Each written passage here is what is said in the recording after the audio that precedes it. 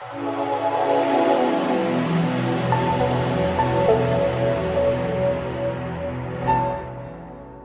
to give everyone a bit of a highlight of what this is we're going to be demonstrating using Maximo for incident investigations and action tracking.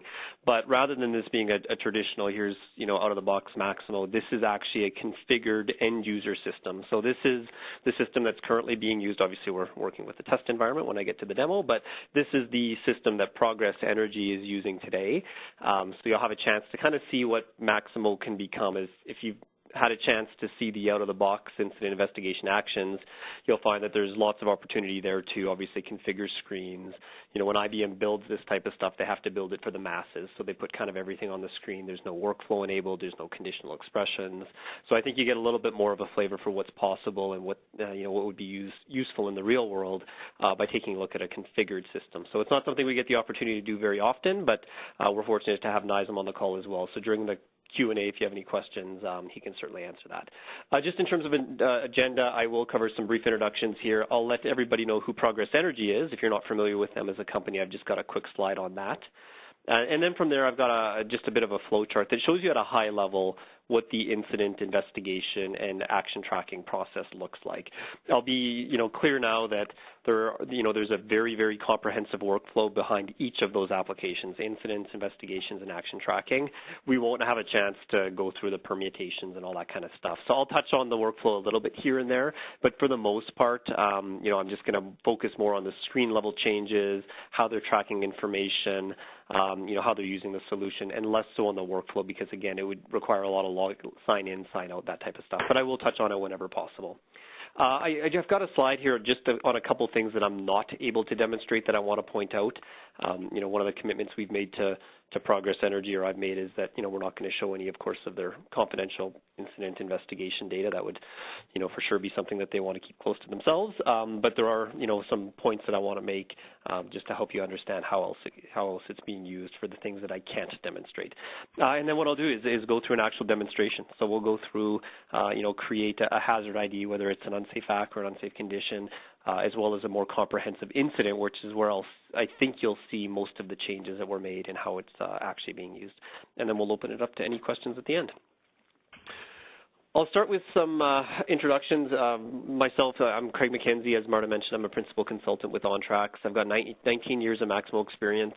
I was the solution architect for the Progress Energy project, so my goal was, or my role there was to understand the end user business requirements and then understand Maximo and find that marriage to deal with the gap that exists based on what they were looking to accomplish.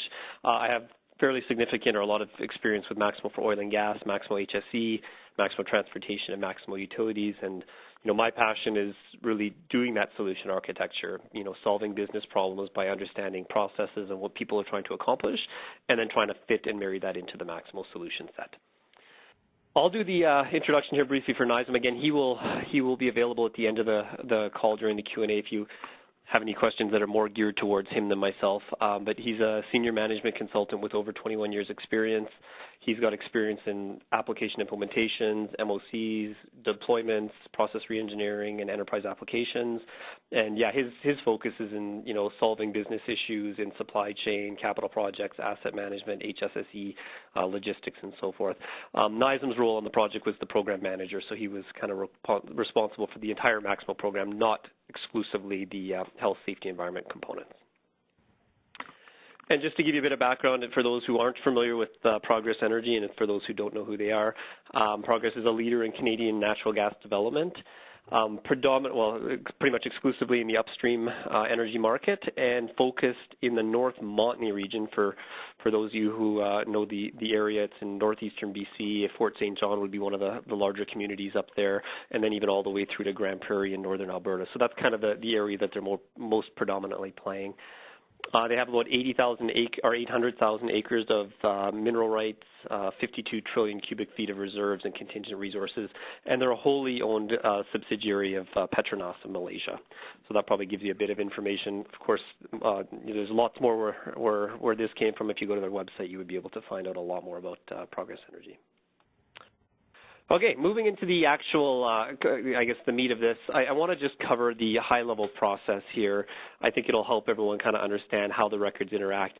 Again, even behind each of these arrows, there's lots more workflow and permutations and paths that can be explained. I tried to really just simplify it here. So in the top left, basically anyone inside of their company can report a hazard ID or an incident. And an incident, some people kind of refer to that as an accident, depending on, where there's an actual impact. But anyone in the company can report it. In fact, there's something, they focus very heavily on making sure that they get as many in the system as possible. If someone sees an unsafe act or an unsafe condition or a near miss, they want that in the system. They want that as part of their root cause analysis. They want that as part of their continuous improvement. So anyone can create it. So I'll go through the creation process. From there, a notification is sent and managed by our system. So they create it. A notification will automatically go out. I can show you the email that does get sent. And that will be dependent on the severity and the impacts of that particular incident or of that particular hazard ID. So, if it's a high severity, obviously that's going to hit a larger group of people using a distribution list. If it's maybe just an unsafe act, well, not just, but an unsafe act, and there was no impact to, say, people, the environment, or property, it probably just goes directly to the supervisor. So we can kind of manage the communications at that point. From there, an event coordinator is the next person to take a look at it. And again, that's going to vary based on the workflow and based on the severity.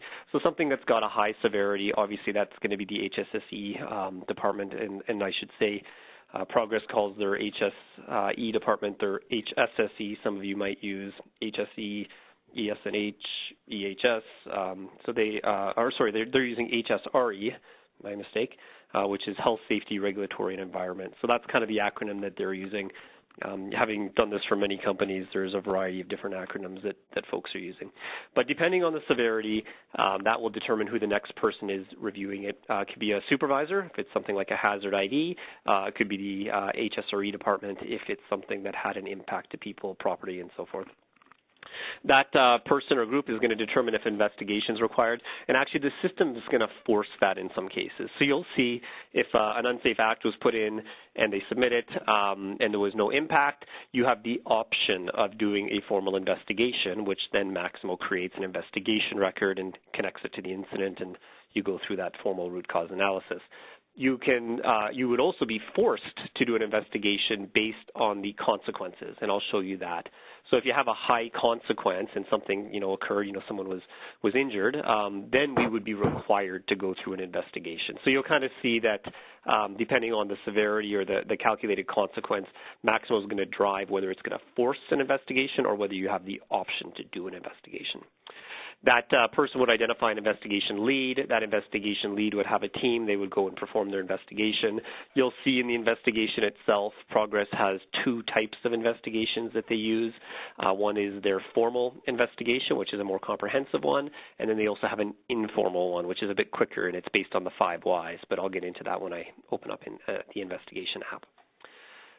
Along the way or even leading up to it, you can create actions. And I think predominantly at Progress they're going to be creating these actions against the incident because not every incident has an investigation. But there might be some follow-up actions that come out of an incident identification. So if they want someone to go do something, they'll create an action using the action tracking tool. Or they'll create a work order. And kind of what delineates the two is if it's going to be sent to someone who normally works with work orders, so folks like technicians, we would create the work order record. If it's someone who's not normally working with work orders, maybe we need to go send out an engineer or the environmental team or someone, to update the corporate standards in HR, they would be sent an action because they're not normally work order type people. So both are there. Both would link back to the originating incident, but really it kind of shows it fairly linearly here, but you could create those actions at really any point throughout the incident investigation process. And then obviously once this is all completed, we close off the investigation. There's a comprehensive workflow there, close off the incident, and then probably something that was very important to Progress was notification back to the originator. So they had a very strong safety culture in the past of people collecting hazard IDs, so they'd identify a unsafe act or an unsafe condition. And one of the number one complaints that was there was, hey, we put these in and we'd like to make sure that we get notified as part of that process. Well, Maximo solves that now. So when the incident gets completed off, it's going to fire an email back to the originator of it with the comments and a link to the record so that they can take a look at it, look at the logs, all that good stuff, so that they have kind of that complete loop of what's actually happened. I'll mention that the solution, because not necessarily everyone on this call is using Maximo HSE or Maximo Oil and Gas. Both of those two industry solutions have the incidents application, the investigations application, and the action tracking application.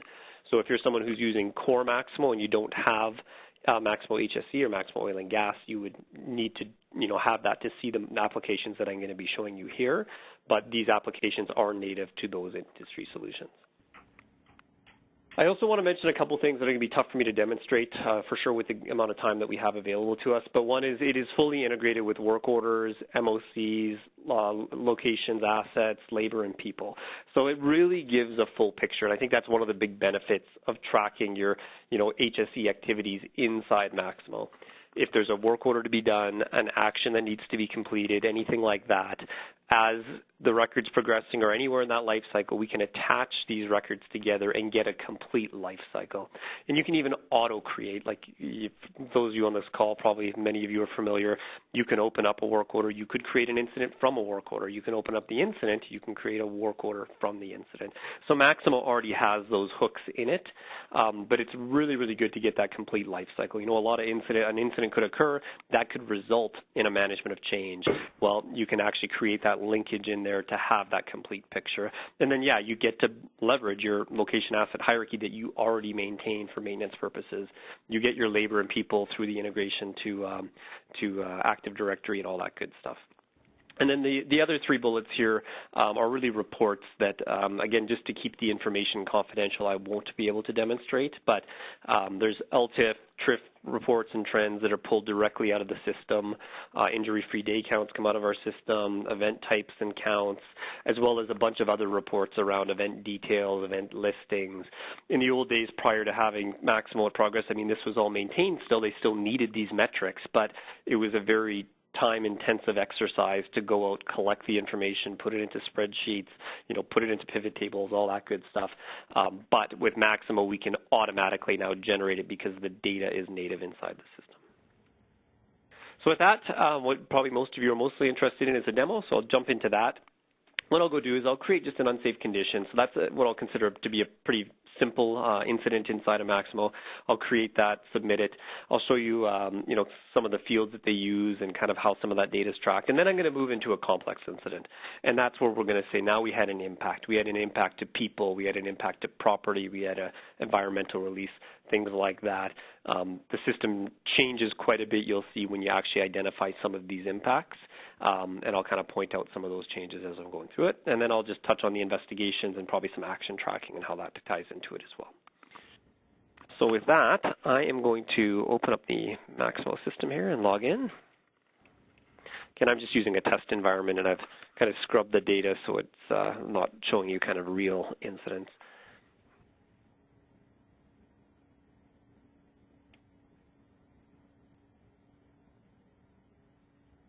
So I'm just logging in under a test user account that's kind of just been set up.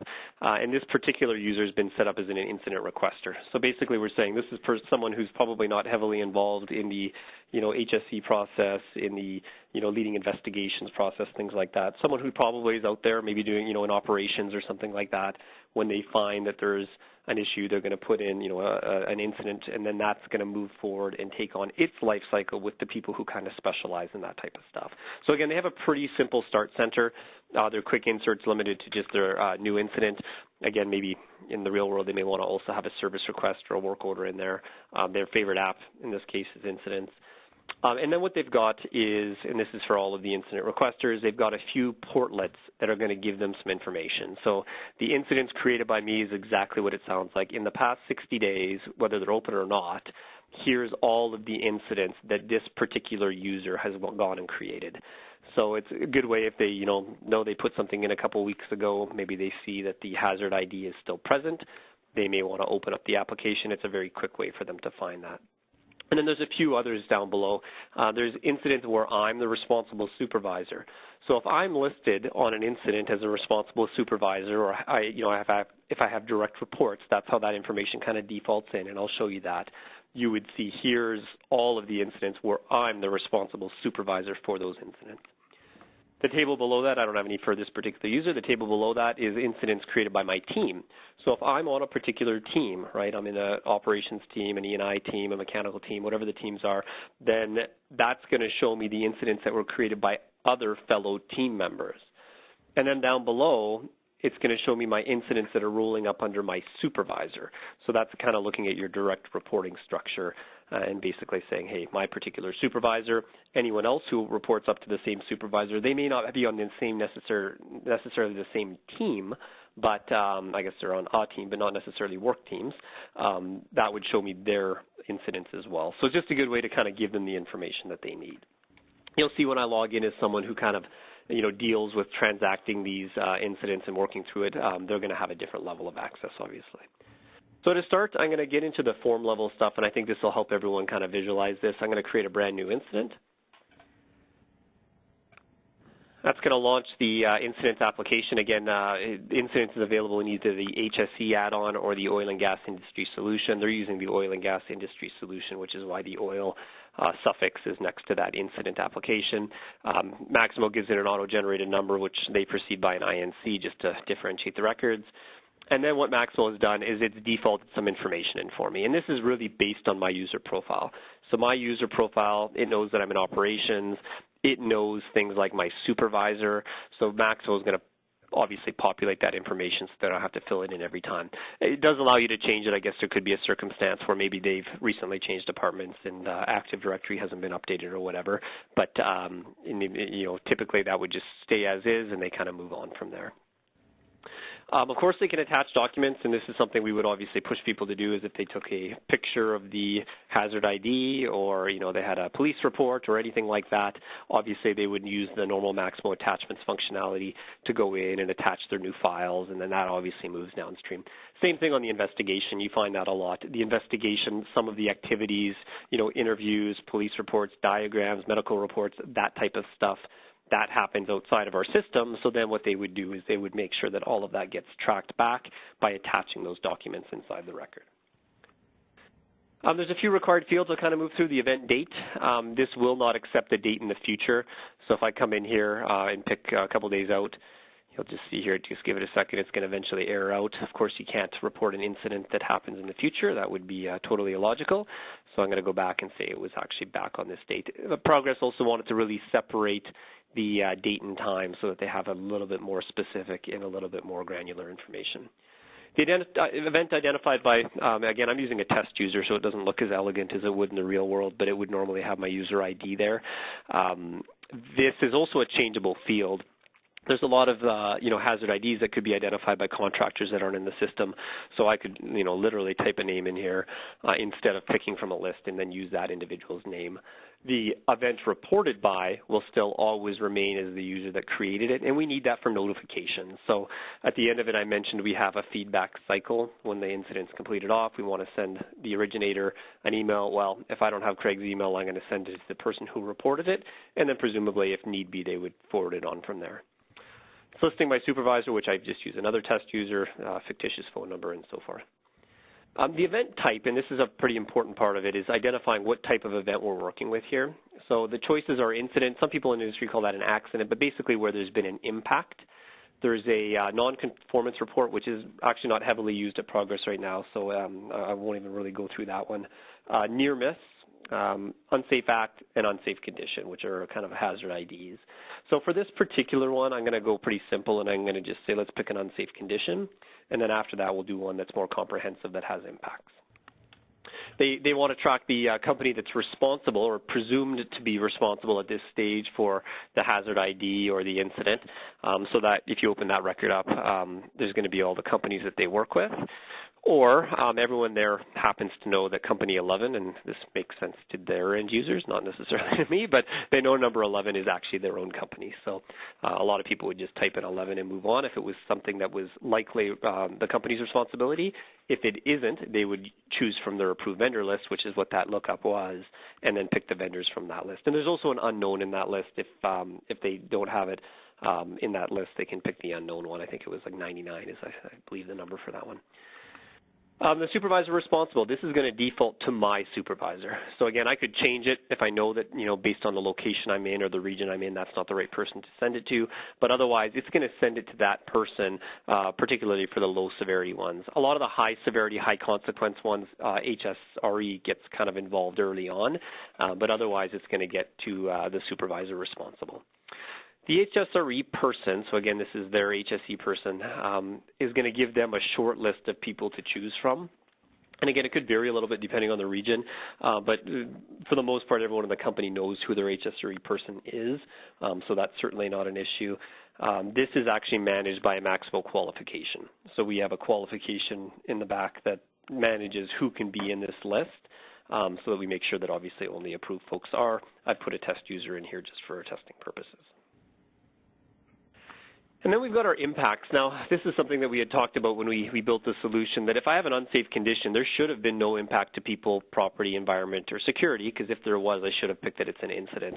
We talked about, well, maybe we just remove it, hide it if you pick unsafe condition, but we actually decided to keep the check. And actually, I'll do it. I'll check off the people. And then you'll see that if I check one of these and identify it's an unsafe condition, when I go to actually submit this in workflow, it's going to do a bunch of data validation, not just on that, but on a bunch of things. But it's going to spit back at me and say, hey, something's out of whack here. You told me there's an impact to people, but you put it as an unsafe condition. One of these two things is wrong. The system doesn't want to assume which one, but we decided to leave it there to just prompt people because we didn't want people to just pick unsafe condition. There is an impact, and they just didn't know it, and then they didn't check that off. Okay, and you'll see when I submit it, it will give me that error. Down below, location, I mentioned earlier that leveraging the location hierarchy is obviously a big benefit to using an HSE solution. So they can come in here, they can drill through their hierarchy. I'm not going to drill into the details of the progress hierarchy just because, again, I'm not comfortable sharing some of that data over a public webcast, but they break it into their business units, and then beyond the business units, obviously they break it into their specific areas and fields all the way down to surface locations, being an upstream company, and then into well pads and compressor stations, batteries, that type of stuff, plants and so forth. So they would kind of pick and choose obviously the lowest level that they can for the incident or unsafe condition. So if it's at a very, very specific station, they're going to go down to the station level. If it's something to do with an asset, like maybe the asset's got an unsafe condition associated with it, you would pick the asset. If it happened on a road or in town or something like that, or you notice something outside of one of their regions, again, they would just go as low as possible. So probably something like the business unit would cover that. So for the purposes of this, I'm just going to pick the East Business Unit. But again, they would drill as low as possible and even potentially pick an asset from the asset list if they could. There's an event location here, and this is where you can be even more specific. I could say, like maybe I'm going to come in here and put an unsafe condition saying that maybe there's an overflowing eavesdrop on the admin building that's creating a slippery walkway. Well, I might want to say it's at the front door of the admin building. Right, so be more specific. We recognize that the location hierarchy is never going to have, the Starbucks that's in town or, rural roads that they're driving in on and, accidentally hit an animal or what have you. So this just gives us a little bit more specific information to the location. Some of these other fields become required depending on the record that I'm selected. For an unsafe condition, I don't need to fill these in, so I'll skip past them until we get to our incident, and I'll focus on the required fields. And then I've got a summary of the event. So this is where I'm going to say, an overflowing eave is causing a slippery walkway. And then my sequence of events. And what this is they want people to describe the sequence of events up into including the incident. So, as much detail as possible. So, I won't turn this into a typing exercise, but they would put all their details as to, they went in there, they noticed that the eave was leaking water onto the walkway, it was creating a slippery surface, and they would, obviously document all of that detail. If they took any immediate actions, we asked that they document that here. So the person might have said, hey, it was slippery, so there was a bag of sand there, so I put some sand over the slippery walkway. Well, identify that there. And you may have completely even resolved it. It's very entirely possible. An unsafe act, someone's doing something that's unsafe, you go up, ask them to change what they're doing. You've resolved the actual unsafe act, but you still want to have the documentation process so that you can figure out why this happened for continuous improvement reasons. At this stage, again, not required. And then there's categorization. So before this record can be completed and closed off, there is a categorization that's used, and again, typically done by a supervisor or even potentially the HSRE team, but someone would go through and categorize this record just for reporting purposes so that they know more specifically, hey, here's the different categories of unsafe conditions, so that we know, hey, are these all the result of one or many of these things? Might be able to do some root cause analysis on that. I'm going to skip past the notifications. We'll talk about that. They're more relevant for incidents, and same with zero tolerance rules. And I'm going to go down to consequences. So what we do want on the consequences, and every single record that's put in, they do want them to identify consequences. So it wants to know what my harm to people was. So this is basically replicating a matrix, right? So it's basically saying, what was the harm to people on a scale of 0 to 5? Now, I've chosen an unsafe condition, so I'm going to pick 0. But depending on, obviously, if it was an incident, you would actually go through and pick the appropriate level, based on what has occurred. So this is really just working through their company matrix. And again, our system is going to manage this data. So if you said there was harm to people and there was someone hurt and you were trying to put in an unsafe condition, the workflow does that data validation to say, hey, wait a minute, something doesn't add up here. We should fix that. So I'll put those in. The math, it's really calculating a single number, a calculated consequence, which the math is dead simple. The highest number is what becomes the calculated consequence. And as I mentioned, if it's a high consequence, then the workflow is going to force an investigation. So if it's, I think it's a 2 or above 2, then it's going to make you put in an investigation record. It doesn't give you that option. So really that's the entry. So I'm going to just submit it in workflow. So I click my route workflow button. And it should give me an error, actually. I'm going to go, and it gives me 2 choices at this stage. So I might have got halfway through this record and saved it and went and looked up some information and figured out that, hey, someone already put in the same incident or unsafe condition. I shouldn't actually proceed. I could cancel it immediately if I wanted. Otherwise, I'm just going to submit it for review. And that's going to move it forward. Now, I actually say, oh, you have an incident that impacts people, and there's no corresponding detail on the people tab. So it's basically saying, I said there was an impact to people, but I didn't put any people impacts in. So it's trying to say, hey, wait a minute, something doesn't add up here, right? So it then moves me to the people tab where I would normally document my impacts to people. Well, in this case, I'm going to say, well, that actually wasn't an impact to people.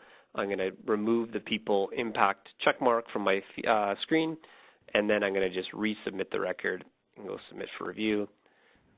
And now the system should be okay. So again, just showing you that there's a tremendous amount of data validation that's done just to make sure that we pre-process the data and that mistakes aren't made up front that could be avoided. Once I've done that, it's going to move my status to waiting on review. So it's going to be sent off now to my supervisor, and I'll log in as that person in just a minute, and we can kind of take a look at that. Before I do that, I want to create now a comprehensive incident. So let's do another one here. I'll use the same user. Let's now take a look at what I think is probably the more compelling parts here at, documenting people, property, environment, and security impacts. So I'm going to create another one, and I can go back to the Start Center to do that. However, I normally interact with Maximo. If I go back to my Start Center, of course, I'll see that the one I just put in is in the system. I can create another one from there. Gives it a new number. Same thing. I'm going to go through some of these fields we already talked through. This time in the event type, I'm going to identify that it's an incident record. So this is not an unsafe act or unsafe condition. It was an incident, so it was an impact. And of course, I'm going to use a fictitious scenario here, but let's try to pick something that's got a few impacts here that we can work with. The company responsible, again, I'm going to pick the company Progress Energy, but again, you could pick another company if you would like. And then I'm going to pick my HSRE person to say, here's the individual that should be, that's responsible from HSRE to take care of this.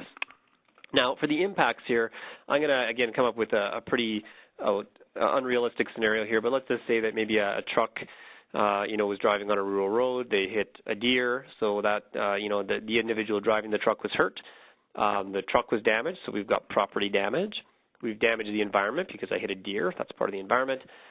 Security, I can't really come up with a good scenario here, but security are typically things like, thefts, vandalism, bomb threats, that kind of stuff. I'll just check it off to show you the tab, but I can't really work a scenario that works all 4 in. But what you'll notice is as I'm checking these off, what Maximo is doing here is it's actually adding a tab for every one of my impacts.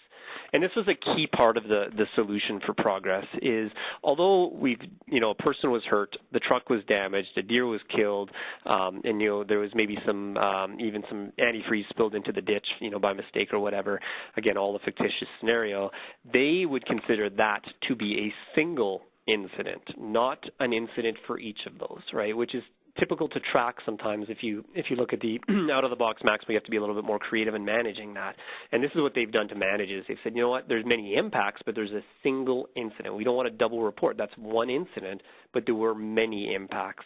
And this allows them to group everything under a single incident, but from a reporting perspective, they can still pull out that data however they want. So if they want to know how many times people were hurt their fingers or whatever, they can still pull that out, but they don't need to have an individual incident for each one. So I'll work through the rest of the details. Again, just for speed, I'm just going to pick the East Business Unit for my hierarchy. I'm going to say this was on a rural road, and I would, of course, put the details as to specifically where this happened, where my truck hit this deer. I would put in the nearest town. I'm going to pick Fort St. John, and the nearest distance to the nearest resident. Now, these fields weren't actually required on my unsafe condition, but they are things that we need to report and are important to us as part of the investigation when we're creating an incident record. So the distance to the nearest residence or public facility, let's say it was about 2, and they're using kilometers, so 2 kilometers. So my summary of event will be, when I put a, truck, I'm going to not turn this into a typing exercise, but truck hit deer, spilled oil in the ditch, and hurt myself. Okay, they would, of course, be very comprehensive in how they write this up, and then they would also put in their sequence of events. So, arrived at work, or was driving down the road, hit the deer. Again, I won't turn this into a typing exercise, but they would put all of the sequence of events that occurred to give a very clear picture of what happened during that incident. The notifications I skipped past, but this is a very important thing, particularly for the investigation component. So if there was notifications that were made to particular agencies, and if I just open up that list, there's some specific agencies that they care about, and there's also others in there that they could do. So if there was a police report, and I've already talked to the police, let's put that in. Put in the individual or constable that I talked to from the police. Put in their phone number if I have it. Same thing if I've talked to EMS or some of the regulatory bodies that kind of govern their regions. Let's put that information in so that we can kind of go back later on and have this information available. So if I talk to Constable Smith, and this is his phone number, and I could say, did a police report, and then the date time that I did it. Now, the key here is also, and you'll see this with a lot of the screens, is there was a lot of effort put in to make sure that we have many to ones. There's not just one agency, right? So if I talk to the police department and the Fisheries and Oceans, or if I talk to them and the local regulator, let's fill that table, just new row, new row, new row, and put in all the notifications. Progress has some zero tolerance rules that must be followed, a corporate standard that all of their employees understand quite well. But if any of these were violated during this incident, they would just kind of check them off. So you'll see that there's only 1 or 2 words here, but again, everyone is very, very well versed in this and what this means. And again, they have zero tolerance for some of these rules if people aren't abiding by them. So if any of those were violated, they'd check them off. If they had to activate their emergency response plan, they would indicate so, as well as the response levels based on the regulatory bodies. And even if you wanted to reference the classification matrix, there's a link here that would open up that document. The consequences, again, they still have to document the consequence. So harm to people, I'm going to make it a little higher than 0 because someone was actually hurt. So I'm going to maybe pick from the list. I won't spend too long on these. Say there was a property damage, there was impact to the environment, probably not much on my reputation, and then you could even say there's security impact. So really, what it's really doing is, again, taking the highest number, and that's what's determining the calculated consequence at this stage. And then we use that as part of our workflow. We use that as part of our notifications to make sure that, hey, obviously things that have high consequences, we're pushing out to larger groups of people, we're forcing investigations, and so on and so forth. So I'm going to scroll back up. Now, if I tried to submit this, Maximo is going to give me an error. We saw that error earlier. If I've identified there's impacts, I'm now responsible for completing the details behind those impacts. Again, I'm going to go through something that's probably never happened with the people, property, environment, and security, so it's going to be extremely comprehensive, but I think it just gives you a flavor rather than creating a bunch, which I won't have time to do. So on the People tab, and this is where you're going to see. So there's, the out-of-the-box has people and it has injuries, but the key here was they needed the ability to not just have people that were impacted, but people that were impacted and had multiple injuries, and they want to be able to report out injuries differently, right, or separately. So you'll see that here. So if I say maybe there was 2 people in that truck that crashed, I'm going to say that was myself, if I can spell my name. And then I'm also going to say there was a second individual. I'll put Nizam in there as well.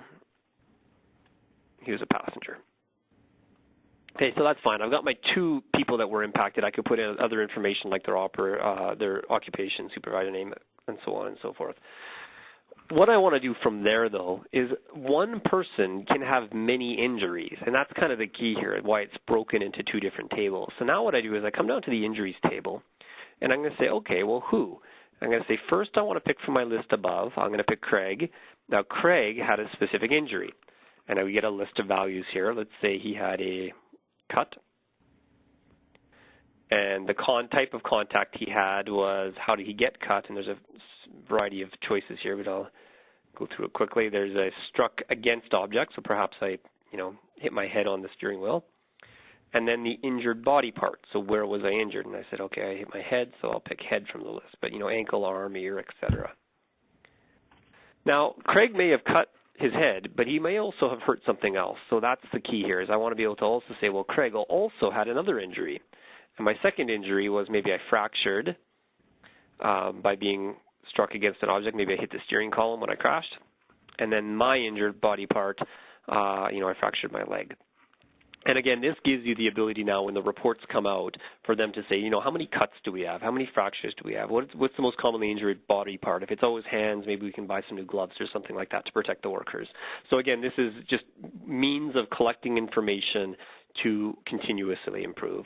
And then I'll go in and maybe say Nizam was also injured as well. And I'll put him in here and say, he has a dislocation. He was struck by an object, maybe a toolbox flew out of the back, hit him in the shoulder, and his injured body part is, I guess we'll call that upper body. I think there's an upper body in here. Like upper body. Okay, so again, they're obviously well-versed in these, and this gives them the level of reporting that they need. So then I'm going to save the record, and what I'll also show you when I move to the next person is the confidentiality is a big deal here. So after I've submitted this record, it's going to scrub or redact the information from the people information here. So it'll still show that there was a cut in the head and a fracture on a leg, but there's some data that we want to keep confidential, and I'll show you that gets hidden as you move downstream so that not everyone gets to just open up Maximo, take a look at all the incidents, and figure out what's happened across the company. On the Property tab, again, now here's where I identify property damage. I'll hit New Row. Again, there can be many things damaged. In some cases, a truck backs into the administration building. Well, now I have potentially 2 damages. So again, that many to one is very important to them. So they're going to come in and say the equipment type. In this case, it could be a building, a pipeline, a vehicle, or other. That's kind of the ones that they cared about. You'll see that, for example, if I pick pipeline, down below there's a pipeline details it wants to know, versus if I change it from pipeline to say a vehicle, it changes that and says, okay, now I need driver details, vehicle details. So again, depending on what you choose, it's going to repaint the screen and give you the information that's relevant to you. So I'm going to say the property owner is, say my personal truck. I'm going to say that it was the front bumper that's damaged. The value of that damage, I'll use our matrix for that. I'm going to say it's less than $25,000. If I could tie it to a specific asset, like the property that was damaged, this compressor, that pump, or that motor, I would obviously do so. If not, though, I would still go through and put my driver's information, right? So full name, who I work for, my driver's license number. And again, this is some of that information we can redact and not show the next person, so that if it's confidential, not everyone sees it. Only the HSS or HSRE department would see it. The type of accident that I had, I'm going to say over here, I left the road, and the damage was the front bumper. and the make of my vehicle. And we tried to come up with damage codes, and it was really challenging to find stuff that worked. Bumper, I should see bumper. So, depending on what kind of data you want. But I'm going to say it was a Ford F-150, it was a 2014, and then there's a type drop down here. What kind of vehicle, ATV versus car or cube van? I'll say it was a pickup. And then, VIN number, plates, registered province, etc. So basically all of the information. And again, the many to one was important. So the vehicle may have been damaged, but if there was also a building that was damaged, you can come in here and then also say, hey, there was a building that was damaged, and you have more than one damage that you can put onto that particular record. I'll save creating another one, but I think you got the idea.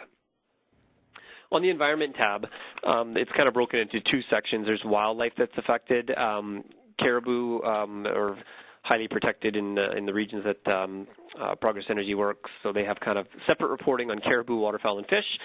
If it's not one of those, so they have, again, those are there specifically because they do have some, other reporting that's required if that's one of those. Otherwise, if it was a deer, I can just say it was a mule deer. Well, not just, it was obviously an injured animal, but if it was a mule deer, I would put that here because it's not one of the others, or if it was a squirrel or an owl or whatever it might have been. If it wasn't just wildlife, there's also releases. So this is meant to manage environmental spills, environmental releases. And when I click New Row, and again, you can have many releases. So again, New Row, New Row, New Row, you can create more of these. But I want to come in and say, okay, I had a certain release material. I think I said that I had some motor oil that spilled. So I'm going to pick motor oil. The source of the release was my, my oil pan, I'll say. If there was H2S involved, I would check that. The land type, whether it's crown land or freehold land, so whether it's public or private land is essentially what those are. The environment that's been affected, was it the air, was it this oil in the air, obviously not flowing water, standing water, muskeg, or land. In this case, I'm going to say it was just maybe it was on land, it wasn't standing water or flowing water. It was identified, maybe just visually, but if, it was identified by and then third party, you would obviously put that. They have a list of places that they can choose from where they recover materials. So they've got a finite list of places that they send when they recover materials. And then I can even put a detailed description here, right? Let's say about 2 liters of oil was spilled. In the volumes, they do want to know how many, if you have volumes, what was released that's in containment, what's released on the lease, what's released off the lease, what's been recovered in containment, recovered on lease, recovered off lease, and they collect all of this in meters cubed. If they need to convert, they just click this volume converter, and it just opens up a simple web page that will kind of do the conversions for us. So obviously, if you're dealing with gallons or barrels or liters or whatever it is, you can convert it all back to meters cubed for them, so that they're all reporting on a single, obviously, measure there. And then last but not least, the security tab. If there was some type of security issue, vandalism, theft, pretty straightforward. They would just really type it in. There's not a lot of structured data that sits in here, but if someone stole the solar panel from the site or something like that, they would obviously type in the details of what the security issue is. I don't really have a good scenario that would cover all 4, but I think you probably get the idea. From here, I'm going to first save my record. That will validate that I put all my required fields in, and then what I'm going to do is hit the Route Workflow button. What that will ask me is, do you want to submit it or cancel, like we saw last time, and I'm going to say yes, I do want to submit it. What that does, turns it all read-only. A little bit different than last time, though. You'll see if I go to the People tab as an example, and I was kind of talking through this, the full names of people, occupations, so forth, it's hiding that stuff from me. And it's doing that for all users that are not part of the health, safety, and environment group. And it's doing that so that we don't, have people kind of trolling through and finding information that we don't want them to see. So Maximo is just kind of hiding that information. And there's a few spots that it's doing this. For the purpose, or in the interest of time, I'm going to say I'm done with this. As the requester, I'm done. I'm going to get out of Maximo or go on my merry way and do my other stuff. What I'll do right now is I'll just log out, log in as the next person in the sequence, show you a couple more things, and then step through investigations. I'm going to just go to another person, which is that person's supervisor.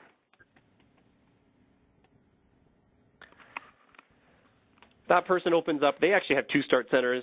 They play probably a heavy role in their action tracking process. So if there's actions that are identified to them as part of this process, hopefully I'll have time to show you an action. I'll try to get there. And then they have the HSRE, which is they play a role in the HSC department, or HSRE as Progress calls it. So on that start center, again, they have a bit different view. They show incidents by type. They have some incidents by severity that's kind of showing them some of the metrics that they care about. But they also have, what's waiting on their review. So it's got, here's all the ones that are waiting my review. Here's the ones where I'm responsible specifically as the HSRE person. Here's the ones that are open. Here's some investigations that are assigned to me, and then here's some resolved incidents that I might want to just kind of spot check in QA. So we tried to find the portlets that were relevant to individuals, and that's kind of what we came up with. Under the incidents waiting review, the very first one there is the one that we just created. The second one was the unsafe condition. You'll see I'll do the unsafe condition first. If I open it up, it's not read-only for me because I'm part of the HSE group, so I can, make some modifications if need be. And then what I would typically do from here is identify that my review is done, right? Or I could cancel, like maybe it's a duplicate, I've seen a couple, or it's not relevant or whatever, I could cancel it. But let's just say I'm going to review complete. Oh, I'm sorry. What I forgot to do, which at Maximo, again, has comprehensive rules around data validation. It says I have to enter a category for the UAUC. So one of the things that we want is this UC category. We do want people to put in what categorization was this. So I'm just going to grab one from my list. I'm going to put in what we did to resolve it. There's a couple of fields that I probably should have put in here. So fixed leave. So I would put all that information in. Try that again. I go to review complete. I now pass that data validation check, and it says, okay, what do you want to do with this thing? I can either hold it, like maybe I have some actions I want to create and work orders I want to create. If so, I shouldn't close off this incident. I can create an investigation. So even though it's not required, I might decide I want a formal investigation. Or I can just close it off and historize it. So there's no actions or work orders required. I'm just going to close it. For the purposes of this, I'm going to go straight to close, just kind of show you that full cycle process. I'm going to go back to the Start Center. I'm going to grab the bigger one and just show you a couple of nuances there and then try to get into investigations here before our time runs out. On the incident record itself, again, it's read-only, just like we talked through. Now, there's a couple things that weren't really visible prior. So there's an HSRE details section at the bottom of the screen. Since I'm in the HSRE department, I can see that information and, put whether the work order was fit for duty at the time of event. There's some other details there. Same thing goes for on the People tab. If I look at the individuals, so I'll open up my name first. Under my name, there's an HSRE details section here. And this is where we're going to track, what was the categorization of this impact? Was it a fatality, first aid, lost time, medical aid, et cetera, or to be determined? We don't know yet. We're still kind of trying to figure that out. You must provide something here to be able to progress this incident forward. So if it's lost time, we can put that in. And then there's other data in here like, what's the number of years of occupational experience, company experience, hours into their shift, estimated days lost, actual days lost. Again, for reporting purposes, this is very important. I mentioned some of the reports they pull. This data is critical to some of those reports. And I'll do the same for Nizam. I'll go in and say what was his categorization. Again, if I put modified work, I would probably put estimated days modified. Maybe he's 24 days, and he's so far at about 12. And they might have to maintain this over time depending on what they're doing. And likewise on the environment, you'll see that there's some sections for HSRE at the bottom there as well that show up whether if it's reportable to the regulator. So depending on what's been spilled, the HSRE person would have to determine whether or not this spill is reportable to our regulators. If so, obviously they would check that off. That would flag the record for them, and then that gets picked up in the reports that they need to run. At this stage, I'm going to move to an investigation to kind of show you from there. I'm going to click the route workflow. I'm going to say, yeah, I did my review. Now, this is a bit different than last time. It's not giving me the choice of do you want an investigation, and again, it's based on the severity and the impacts of this particular record. So I guess I don't have a choice. I'm going to hit OK, which is fine. And then Maximo says an investigation has been created. An investigation has been created. Please navigate to the investigation and click Route Workflow. So it moves me to the Related Records tab inside of Maximo. There's an investigation record that Maximo's kind of staged and got ready for me there. I could also link other records here, of course. I'm going to open up that investigation, and I'll just kind of step you through this one here as well. So the normal process would be you created the investigation. I would probably just at this stage identify a lead. Who's the investigation lead? Who's going to lead that investigation? I should be able to just put a test user in there. If there's a whole team, I can put the whole team of people there. I would probably put a scope investigation. I'd probably just save it and then kind of submit it to the lead from there. Okay, and now it's going to go sit with the lead. So that's basically what it's done is I've just pushed it to the lead. I put myself as the lead, so it's still valid for me. But now I would go through the formal investigation process. I would put in things like dates probably, you know, what is the target start is maybe on Monday and the target finish is maybe end of the month. I would probably put in a scope of the investigation. And then on the analysis tab, you know, and again, this investigation, as anyone who's on the call is probably well aware, those could span large amounts of time depending on what's needed. But I want to just show you the output of that does get stored in Maximo. All of their attachments, all of the details that they need to report on, because Maximo is the primary source of this information. So on the formal, on the analysis tab, I actually have two tabs. One's formal. And what this allows me to do, and this is actually based on a SCAT process, but basically it allows me to go through a systematic cause analysis process to identify hazards, to identify causes, to identify failed or missing controls. So, you know, again, they would work this process through a variety of meetings, and they would come back and say, here's what the hazard that we had. Again, I'm just going to move through these quickly. You can create many hazards. They can create many causes. All right, and again, this is based on a SCAT process, and then any failed or missing controls. And that's, again, just their process and their means of capturing the information from that investigation. If it was something that was a simple investigation, so maybe an unsafe act or an unsafe condition or a low consequence, they might just do an informal analysis. And what they're doing there is really just the 5 whys. So it's just that simple, right? So they go through the, you know, the car hit the deer, why, I was unable to turn in time, why I was going too fast, why I was late for work, why my alarm didn't go off. Okay, well, that's the root cause of this problem. They go through that investigation and then, you know, have to figure out how to, you know, resolve that. I, of course, just made that up off the top of my head, but you get the idea. They would go through their 5 why analysis as part of that. Any specific activities, they can assign activities. I don't think they're doing much of that. They probably don't need to, but they can do that. And then once the investigation is complete, they're going to come in and update it, send it to the HSRE department, who does their review and then moves on to complete that investigation. At any point here, and as I mentioned earlier, their actions are usually tagged off the incident because not every incident has an investigation. If they want to track any actions, they would come in here and at any time they would go, I want to create an action, and they can come in and they can go create a brand new action. And again, if people are working in work orders, they'd create a work order, not an action. But let's just say I wanted someone to update, you know, the new driving rules and regulations. They'll put their detailed description here, give it a priority, give it a due date, hit OK, and bang, Maximo is going to create an action. If I go to my related records, you'll see there's an action now for updating driving rules and regulations. I can move to that record if I want to, you know, assign it to a person and all that stuff, but it would also be available for my start center to manage that. But I can come into that action now. I'm the owner of it, but I can identify an assignee. I can identify target start, target finish. If I want a secondary review after the action has been completed, which they're referring to as an assurance review, I can identify that I have that. And if I do want an assurance review, I would come in and identify who the assurance reviewer is.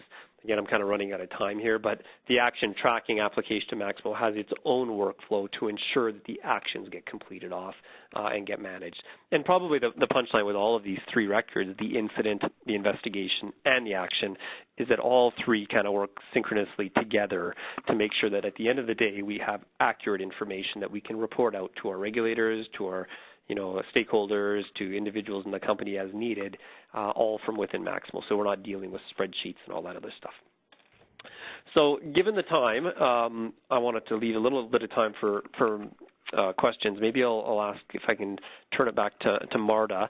I will make a couple of statements before I do so. One is, if you find that like this solution is a fit for you guys, and you say, hey, what Progress has done is almost exactly what we want to do, I'd suggest you contact Nizam. He might be able to help you out with getting you access to specific configurations or changes that have been made by Progress. So he can give you all the details on that. I put his contact information up here. And then what I'll also do is I'll just put up, well, his contact information is here as well. But if you have any questions, you can always contact me or even Nizam directly. And I think Nizam will be here on the Q&A. So I'll turn it back to you, Marta, and pass it over to you for Q&A.